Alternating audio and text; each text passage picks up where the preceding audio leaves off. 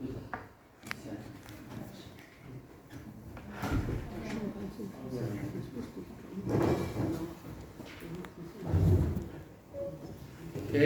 good afternoon, everyone. I would like to extend a special greetings, a special thanks to the Global Forum for inviting me to this event, and a special greeting to Marco and the panelists. I'm very happy here. Of course, it's an honor to be here. I came from Bolivia, very far from here. So, my name is Ivan Kucharski. I will present you a study case about my country. The case is titled Direct Democracy and Disinformation Lessons from the Bolivians Case. Okay, I go to the next. The objectives of my presentation, as we all heard from the panelists who spoke before, I will present a case, a real case about my country that aligns perfectly with the points made by my colleagues. It is important to note that during the presentation, I will refer concrete, objective, and real facts, trying to avoid any political bias, because I belong to the UNDP in my country, so it's a little bit difficult to take side in a political situation, so please understand me. Okay, to start, here are the objectives of what I'm going to share with you today. The first one is explore the lessons learned from the Bolivian case and their applicability in other contexts to reinforce democratic practices in other countries, as your countries. Second, promote the conduct of elections and referendums that are peaceful, independent, and truly democratic as essential means to prevent conflicts and ensure electoral integrity. Third, reflect on the importance of separation of powers. I'm referring to the branches of government. Effective combat against electoral disinformation is a worldwide problem, and adherence to term limits for elected representatives such as president and vice president. In summary, my aim is to deliver a clear message about respecting the will of the people and to show the consequences of not doing so, in order to prevent these issues from occurring in other countries. Okay, I will present a general overview. To make this presentation clear and understandable, I will offer you this outline of the events that occurred in Bolivia, which will be the subject of this case. I will recount several events from 2005. Okay, I will show this bigger, excuse me. Okay, possible. Okay. Okay, I will start from 2005 to 2021, but focusing mainly on the years 2016, 2017, and 2019. So you can see the milestones in the slide. In 2016, a constitutional referendum in Bolivia rejected the possibility for a fourth election for a president who had already been in the power 3 times. Okay, so Bolivia said no to the re-election. We are talking about 2016. The Constitutional Court in 2017 declared that the re-election of a president and other public representatives could be carried out indefinitely, arguing that it is a human right, instead of the referendum in 2016. Okay. After that, in 2019, the general elections triggered severe turmoil in Bolivia, crisis and chaos, and the elections were nullified. Maybe you know about the news, but around these 3 significant milestones, I will delve into some details of this case that I want to share with you. Okay, next. Okay. In 2005, former President Evo Morales won the elections in my country, in Bolivia. You can see him in this picture holding the new constitution of my country, which was approved through a constitutional referendum in 2009. This is when Bolivia changed from the Republic of Bolivia to the plurinational state of Bolivia.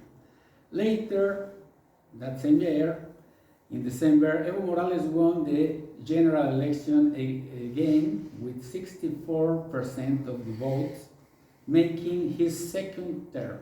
It was the second, okay?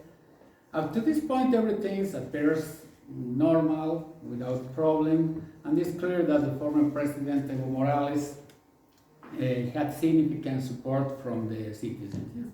It was good. So the next situation is, as I had mentioned, Bolivia already had a new constitution, completely legal, of course, that only allows for the re-election of the president and vice president on one occasion, meaning only two consecutive terms are allowed. A transitional provision of the new constitution stated that Evo Morales' 2005 term counted as a first term, and the second term, won in 2009, should be his last, only twice. No? Therefore, Evo Morales would have already fulfilled the term limit as a president permitted by the Constitution.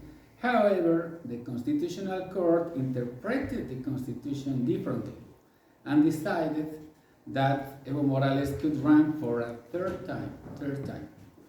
Consequently, Evo Morales won the 2014 election with 61% of the votes for his third term. Here, I think is the first problem can be identified. So, in 2016, aiming to consolidate a fourth re-election for Evo Morales, his political party proposed a referendum to change the constitution and endorse the re-election of Evo Morales and his vice president. However, the citizens refused this proposal with 51.7% of the votes, so Evo Morales lost the election, lost the referendum. Okay? As I said, through this instrument of direct and participative democracy, the Bolivians, the population in my country, turned down the election. You can see in the slide a pie chart showing that no election received about 51.7%. This is the antecedent, okay? Okay, next. In 2017, the Constitutional Court ruled that Article 168 of the state constitution, which limits presidential election to one term, violates political rights established under the American Convention on Human Rights. Therefore, indefinitive re-election is allowed instead of the referendum.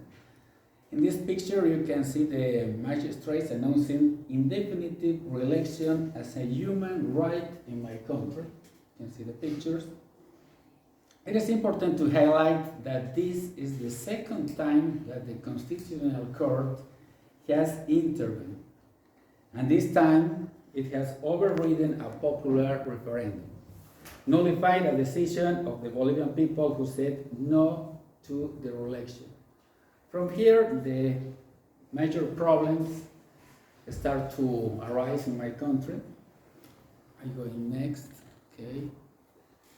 So the next year, to 2018, okay, in 2018, a group of senators of my country sent a request to the Inter-American Commission on Human Rights for an advisory opinion on the constitutionality of indefinitive presidential elections. Bolivians wanted to know whether re-election truly a human right or not. They have the doubt, no? In the end, the Inter-American Commission of Human Rights did not issue a statement on the matter, And 2018, the Supreme Electoral Tribunal, the Electoral Commission in my country, was asked if it would allow Evo Morales to run for a president for the fourth time. They announced that it would respect to the Constitutional Court ruling allowing Evo Morales to run for a fourth term. They had no choice because it's very complicated for the Electoral Commission in Bolivia to go against the Constitutional Court, so they go with them. They had no choice, as I said, to go along with the Constitutional Court. So in 2019, the elections took place with Evo Morales, with the former President Evo Morales going to the fourth term. But in 2019, the election was with widespread claims of fraud, electoral fraud, which caused unrest across the country. As expected, the citizens, the people, was very angry about events I have just described. The people feel cheated because the referendum said no to the election, and Evo Morales again was online in the election. So after that, due to the unrest in the country, where several buildings of the Electoral Tribunal were burned along with voting records with the act, computers and other materials, Evo Morales requested an audit from the Organization of American States on the elections to demonstrate that he had won the election. However, the Organization of American States reported finding some irregularities and recommend to do a new election. So the election in 2019 was nullified, and the unrest continued. And Evo Morales resigned from the presidency along with the vice president, the president of the Senate, the president of the Chamber of Deputies, all who belong, of course, to the Evo Morales party. Then Janine Áñez, the second vice president of the Senate, assumed the presidency amidst a power vacuum. After that, the transitional government approved a law to nullify the elections and to hold them again in 2020. I think this is very important to know the impact of this problem. Okay, the important and sad aspect of this history includes the following things, no? Direct consequence. 30 people in my country were died in these problems. Over 800 people were injured. 5 electoral courts burned down, and electoral representatives jailed without due process. They were jailed directly in this problem, without process, as I said. The public opinion was divided at the time, and this division of thought still exists. About half of the population believes there was electoral fraud, or it was a coup against Evo Morales. No? The impact of misinformation, fake news, deepens the divide in public opinions and attack the credibility of the Bolivian electoral body from both sides. Since that time until the present, the electoral management body of Bolivia has been at the center of this kind of problem. The problem is still now in my country. The population are divided. I can say that the positive aspect, the silver lining, is that these events have raised awareness among Bolivian society. As stated here, the collective desire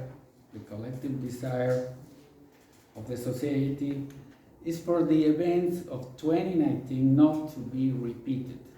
No one wants to face that situation again. People know that the re-election is negative because we live this problem. Okay. The subsequent events in 2020, a request was made to the Inter-American Commission on Human Rights to once again address the issue of indefinite reelection, which had already been requested before, of course. In 2017, in 2017, the same year, we're talking about 2020, the presidential elections were conducted peacefully, which was significant achievement for Bolivia after the events of 2019, and Luis Arce was elected as president from the same political party as Evo Morales, but not Evo Morales, which is good, who are now opponents within the same party now. They are opposite now.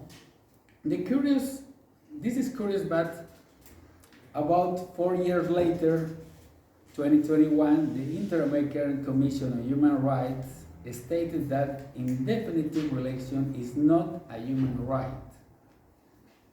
We are talking about 4 years, the gap, the 4 years, no? The response was very, very late. So, perhaps timely attention could have changed history. Additionally, in 2021, the Bolivian prosecutor's office closed the electoral fraud case, determining there was no manipulation